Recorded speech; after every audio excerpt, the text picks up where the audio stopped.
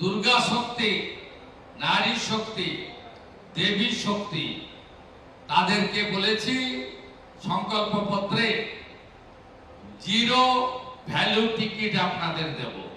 যেমন কথা তেমন কাজ। সরকারি গণপরিবহন ব্যবস্থায় আপনারা এখন জিরো ভ্যালু টিকিট পাচ্ছেন। অনেক শিক্ষিকা, অনেক সরকারি কর্মচারী, আমাদের দিদি বোনেরা আমাদেরকে বলেছেন যে আমরা ভাড়া দিতে চাই, আমরা রোজগার করি। আমি ট্রান্সপোর্ট ডিপার্টমেন্টকে বলেছি দ্রুত একটি পিঙ্ক কার্ড চালু করুন। যারা যে দিদি এবং বোনেরা, ছাত্রীরা তারা জিরো ভ্যালু টিকিট নিতে চান, তাদেরকে একটি করে পিঙ্ক কার্ড দিতে শুরু করুন। 5 মাস 6 মাস চালান, প্রক্রিয়া লম্বা চালান। আর যারা নিজেরা টিকিট কাটতে চান, বলেন যে আমি তো 50,000 টাকা বেতন পাই, আমি তো 80,000 টাকা বেতন পাই, তাদেরকেও একটা বিকল্প ব্যবস্থা রাখা দরকার আছে। আমরা এই খাতে প্রায় 400 কোটি টাকা অতিরিক্ত নিগমগুলিকে আমাদেরকে দিতে হবে, সেটাও আমরা বাজেটে প্রভিশন রেখেছি। আগের সরকারের একটা চোখ বন্ধ ছিল। তারা থার্ড পার্টি এজেন্সিতে যে ড্রাইভার কন্ট্রাক্টরদের নিয়োগ করা হয়েছিল, হঠাৎ করে কিছুদিন আগে 2025-এ চালকদের বেতন বাড়িয়ে দিল, কন্ট্রাক্টররা বাদ চলে গেল। আমরা আসার পরে এই বৈষম্য দূর করে চালকদের সমপরিমাণ বেতন কন্ট্রাক্টরদেরও করে দেওয়ার ব্যবস্থা করেছি। আগস্ট মাস থেকে আপনারা এর এফেক্ট পাবেন। এই সরকার সবার জন্য, সবাইকে নিয়ে চলতে চায়। আজকে পরিবেশ বান্ধব 43টা সিএনজি, 7টি ইলেকট্রিক ভেহিকেলের উদ্বোধন হলো এবং আমি ডব্লিউবিটিসি কে ধন্যবাদ জানাবো। স্বামী বিবেকানন্দের তিনি যে পোশাক পরতেন, অর্থাৎ আমাদের সৌর্যের প্রতীক স্যাফরন গেরুয়া কালারে বাসগুলোকে সুশোভিত করেছে। এটা আমাদের সৌর্যের প্রতীক। স্বামী বিবেকানন্দ, প্রভু শ্রী চৈতন্যদেব সকলেই এর জন্য লড়াই করে গেছেন। তাই আমি তাদেরকে বিশেষভাবে ধন্যবাদ জানাবো। আর মুখ্যমন্ত্রী তো খালি হাতে আসেন না, 400 বাস চেয়েছেন, টেন্ডার করে দিন, 400 বাসের টাকা পেয়ে যাবেন।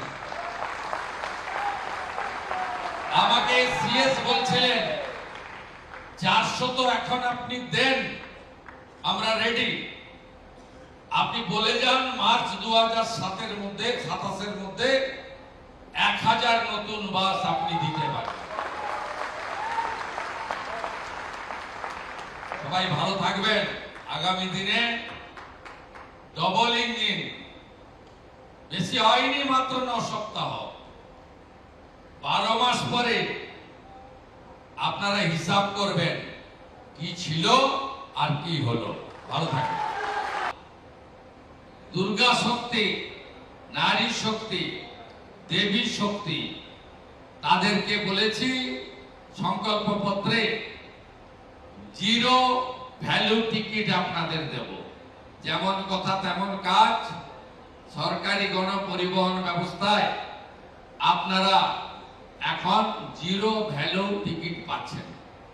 অনেক শিক্ষিকা, অনেক সরকারি কর্মচারী, আমাদের দিদি বোনেরা আমাদেরকে বলেছেন যে আমরা ভাড়া দিতে চাই, আমরা রোজগার করি। আমি ট্রান্সপোর্ট ডিপার্টমেন্টকে বলেছি দ্রুত একটি পিঙ্ক কার্ড চালু করুন। যারা যে দিদি এবং বোনেরা, ছাত্রীরা তারা জিরো ভ্যালু টিকিট নিতে চান, তাদেরকে একটি করে পিঙ্ক কার্ড দিতে শুরু করুন। 5 মাস 6 মাস চালান, প্রক্রিয়া লম্বা চালান। আর যারা নিজেরা টিকিট কাটতে চান, বলেন যে আমি তো 50,000 টাকা বেতন পাই, আমি তো 80,000 টাকা বেতন পাই, তাদেরকেও একটা বিকল্প ব্যবস্থা রাখা দরকার আছে।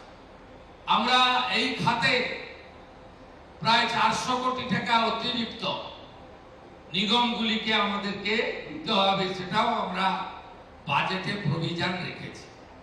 আগের সরকারের একটা চোখ বন্ধ ছিল, তারা থার্ড পার্টি এজেন্সিতে যে ড্রাইভার কন্ট্রাক্টরদের নিয়োগ করা হয়েছিল, হঠাৎ করে কিছুদিন আগে 2025-এ চালকদের বেতন বাড়িয়ে দিল, কন্ট্রাক্টররা বাদ চলে গেল।